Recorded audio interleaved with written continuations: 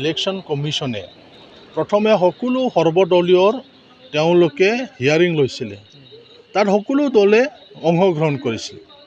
আমিও UPPL দলৰ হৈ পেলাই আমাৰ দলৰ সভাপতি সন্মানীয় প্ৰমোদ বড়োৰ নেতৃত্বত আমিও সেই ইলেকশ্যন কমিশ্যনৰ হিয়াৰিঙত আমি তাতো আমি আমাৰ দলৰ কথা কৈছোঁ। বিভিন্ন দলেও যেতিয়া অসম ভ্ৰমণ কৰিছিল তাত আমি লগ কৰিছোঁ। আৰু এইবাৰো যিটো খচৰাটো প্ৰস্তুত হ'ল ড্ৰাফ্টটো ওলালে, ইয়াৰ পিছতো ক'ব লগা যদি থাকে সেইটো আমি ক'বলৈ সুযোগ এটা পাম। এইটো হ'ল এটা নিয়ম, সেই নিয়মৰ মাজেৰে যাব।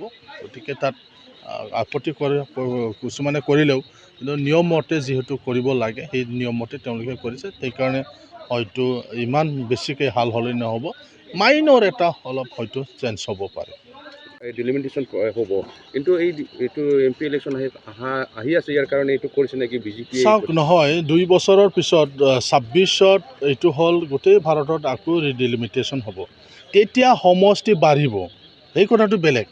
এতিয়া সমষ্টিটো নাবাঢ়ে। 126টা অসম বিধানসভা আছে, 126টাতে ইয়াত হ'ব। কিন্তু প্ৰশাসনিক কথাটো কোৱা হৈছে, যেনেকৈ আমাৰ কোকৰাঝাৰৰ কিছু অংশ চালাকাটিত চিডলিত আছিলে, চিডলিটো হ'ল চিৰাং সমষ্টি। আমাৰ পূব বিলাচীপাৰাত আছিলে, পশ্চিম বিলাচীপাৰাত আছিলে, গৌৰীপুৰত আছিলে, গোলকগঞ্জত আছিলে, এইবিলাক হ'ল ধুবুৰী ডিষ্ট্ৰিক্ট। তো এনেকুৱা প্ৰশাসনিকভাৱে কাম কৰাত অসুবিধা হয়। গতিকে গোটেই ভাৰতত ডিলিমিটেশ্যনটো হৈছিলে, অসমত বিশেষ কাৰণত সেইবিলাক হোৱা নাছিলে। তো এতিয়া যিবিলাক মানে ইয়াত নিৰ্ধাৰণ কৰা হৈছে, এইটো নিজৰ জিলাৰ ভিতৰত থাকিব। এইটো মানে একোটা জিলাৰ ভিতৰতে থাকিব, কোনো জিলাটো ইফাল সিফাল নহয়। এইটো হ'ল মানে এটা ব্যৱস্থা যিটো আগতে বেলেগ ষ্টেটত হৈছিল। 26ত হ'ল কি, 26ত হ'লে সমষ্টি বাঢ়িবও পাৰে, লোকসভা সমষ্টিও বাঢ়িব পাৰে, বিধানসভা সমষ্টিও বাঢ়িব পাৰে। তেতিয়াহ'লে আৰু দেখা যাব। কিন্তু সদ্যহতে যি ব্যৱস্থা আমাক দিয়া হৈছে সেই ব্যৱস্থাটো আমি মানি লৈছোঁ। 26ত হ'লেতো আৰু আমি সমষ্টি বেছি পাম, সমষ্টি তেতিয়া আৰু বেছি হ'ব, লোকসভা সমষ্টিটো হয়তো বেছি হ'ব, ST SC সমষ্টিবিলাক ৰিজাৰ্ভেশ্যন হয়তো তেতিয়া বেছি হ'ব, এইবিলাক বেলেগ কথা। কিন্তু এতিয়া যিটো ডিলিমিটেশ্যন যিটো প্ৰচেছ, সেই প্ৰচেছটো আমি আদৰণি জনাইছোঁ আৰু ইলেকশ্যন কমিশ্যনৰ সেইকাৰণে সঠিক সময়ত তেওঁলোকে এই সিদ্ধান্তটো লৈছে। থাকিব পাৰে, তেওঁলোককো হিয়াৰিঙত তেওঁলোকে নিজৰ কথাটো ক'ব পাৰে। যেনেকৈ ময়ো কোকৰাঝাৰ পূব বিধানসভা সমষ্টিত মই এতিয়া চাম যে মোৰ সমষ্টিৰ পৰা দতমা সমষ্টিত যাব, চিডলি সমষ্টিৰ পৰা মোৰ তাত আহিব, পূব বিলাচীপাৰাৰ পৰা মোৰ তাত আহিব, বা তেনেকুৱা ইফাল সিফাল হ'ব পাৰে। তো তাৰ কাৰণে এটা প্ৰক্ৰিয়া, এটা প্ৰচেছ আছে।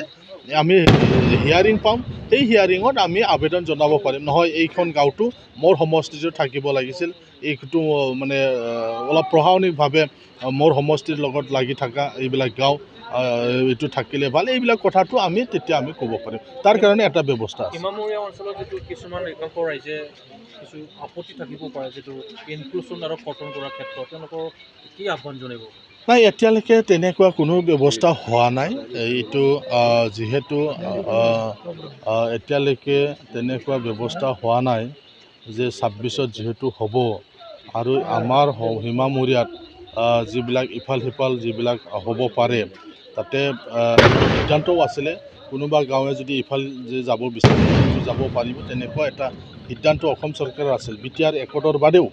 তো এইবিলাক কথাটো এতিয়ালৈকে অহা নাই, কোনো তেনেকুৱা সীমামূৰীয়া লৈ পেলাই কথা অহা নাই। আমাৰ কোকৰাঝাৰত বিশেষকৈ তেনেকুৱা কোনো কথা অহা নাই, সেইকাৰণে তেনেকুৱা আমাৰ ভাবিব লগা একো নাই। কোকৰাঝাৰ পূব, পশ্চিম আৰু গোসাইগাঁও আছিলে, আৰু আংশিকভাৱে বিভিন্ন সমষ্টিত আছিল।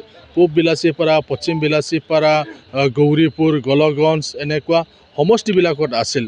কিন্তু আমি এতিয়া কোকৰাঝাৰতে 5টা সমষ্টি আমি পাবলৈ সক্ষম হৈছোঁ। তো 5টা সমষ্টি বনাবলৈ যাওঁতে এই মানে সমষ্টিবিলাক ইফাল সিফাল অলপ চলপ হ'ব পাৰে, এই কথাবিলাক আমি ভালদৰে আমি চাম, আৰু হয়তো মাইনৰ যি কাৰেকশ্যন হ'ব তাত আমি সেইবিলাক সুযোগ পাম। গতিকে মই চৰকাৰকো ধন্যবাদ জ্ঞাপন কৰিছোঁ। চৰকাৰেও সঠিক সময়ত এই ড্ৰাফ্ট যিটো ড্ৰাফ্ট উলিয়াই দিলে, তাত মানে চৰকাৰেও ইলেকশ্যন কমিশ্যনক সঁহাৰি জনোৱাৰ এইখিনি হ'বলৈ পালে, তাৰ বাবে মই চৰকাৰকো ধন্যবাদ জ্ঞাপন কৰিছোঁ। আৰু বিশেষকৈ কোকৰাঝাৰবাসী হিচাপে আমি যে 5টা পালোঁ তাৰ বাবে আমি ধন্যবাদ জ্ঞাপন